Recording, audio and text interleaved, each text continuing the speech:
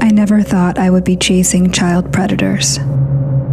It was 2 years ago when our team intercepted conversations between a 12-year-old girl and a 40-year-old pedophile. He wasn't just talking to her, he was abusing her, coercing her, collecting images and videos, and no one in her life, her parents, sixth grade teacher, or friends, knew what was happening. I have a sixth grader of my own. I have 3 kids, actually, but you don't have to be a parent to be devastated by this. I work for a tech company that uses artificial intelligence to detect issues like grooming and sexual predation, and this is something we see constantly. These abuses are occurring quietly and mostly go unreported, and we want parents to know exactly what we know about what happens online. So we made a plan. A man has been arrested for allegedly raping a 15-year-old that he met over Snapchat. Instagram has become the #1 social media site. At the top of the free download. We've also seen firsthand the predatory symbiotic relationship that exists between Instagram and Snapchat. We would create a fictitious 15-year-old girl, complete with a believable social media identity, put her online, and document how long it would take for a predator to approach her. But creating a person out of thin air is complicated. We needed photos, but we knew we couldn't use an actual teenager. It would have to be someone on our team. I'm 37, but our graphic designers assured me that with the wonders of photo manipulation, they could magically make me look over 2 decades younger. We bought clothes and accessories, studied body language and facial expressions. We methodically covered and edited signs of aging, wrinkles, weight shifts, and stretch marks. Meanwhile, we coordinated with federal, state, and local law enforcement.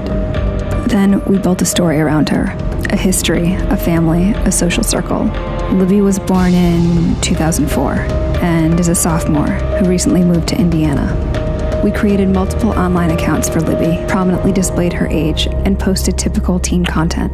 We even created virtual friends for Libby who would comment on her posts. With everything in place, we would launch the project, give it a few months, and see if anyone would buy it. So we hit the button, and Libby went live.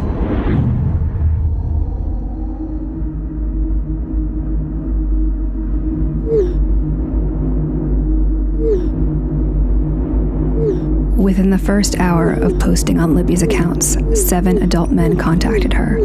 By the end of 9 days, that number was 92. The conversations ranged in severity from making sexual comments to sharing and requesting explicit photos and videos to manipulation and threats. The onslaught was so massive, it took 5 of us playing Libby full-time to keep up. We decided to move off-site where we could scale up the operation and gather as much information and evidence as possible.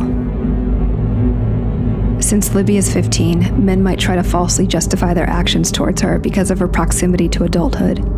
Would parents question, where's the bar? Would a 13-year-old face the same barrage of predators? A 12-year-old? How young could it possibly go? The graphics team transformed me into 11-year-old Bailey. Bailey is afraid of the dark. She hasn't had her first crush yet. She's still prepubescent.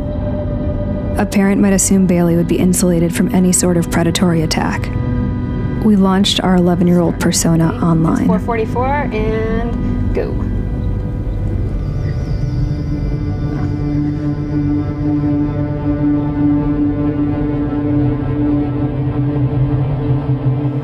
One like from a guy whose profile photo is a penis. Let's say 1 minute and 7 seconds. We have a message request. Although 2 more requests just came in. How much time? 1 minute and 40 seconds? Yeah. How old are you? You go to the profile, you know that is a child. It also says in the profile that the child is in 6th grade. Another one. It's just lighting up, like the inbox is just boom, boom, boom, boom.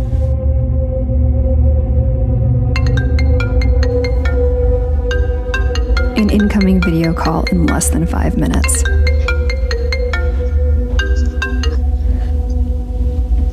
I can't see you.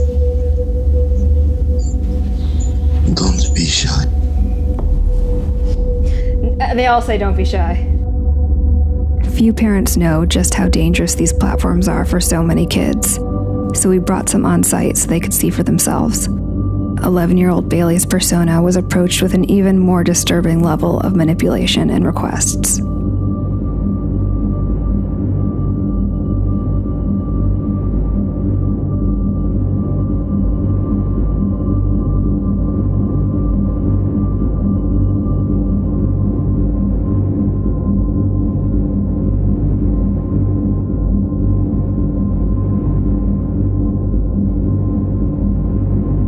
While the majority of the abuse happened from a distance, our child profiles also received requests to meet up in person, especially our 15-year-old persona.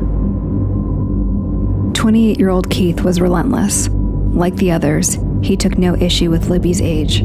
He shared explicit videos of himself. He treated the virginity of an underage girl as a prize to be stolen.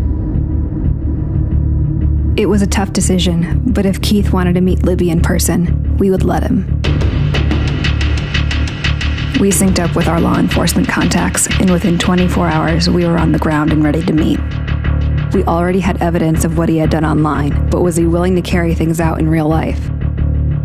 We knew 37-year-old me attempting to pass for 15-year-old Libby would be a challenge.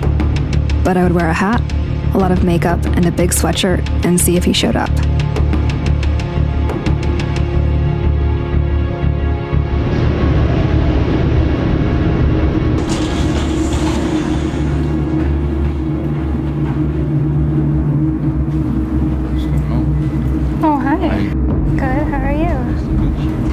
Hey. How you doing? Good. Okay. Is it what you expected?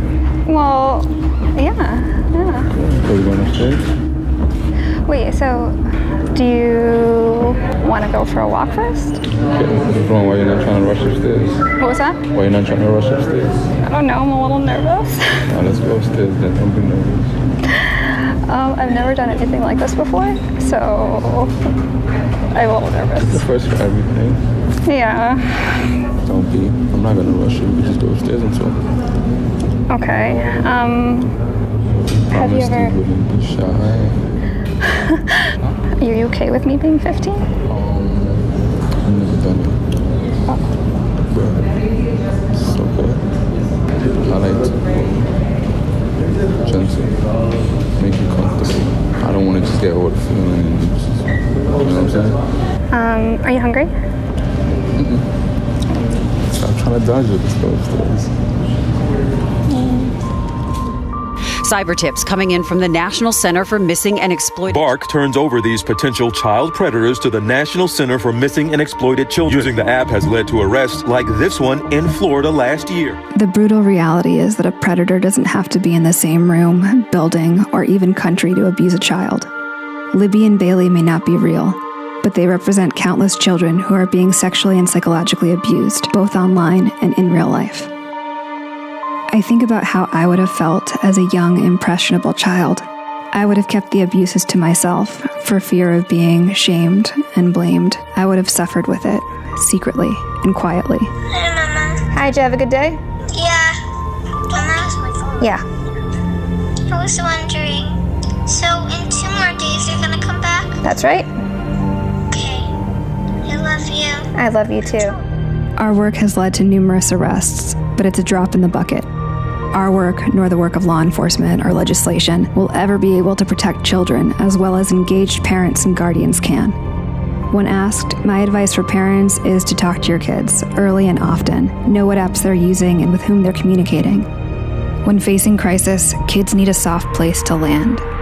Make sure they know they can come to you for help.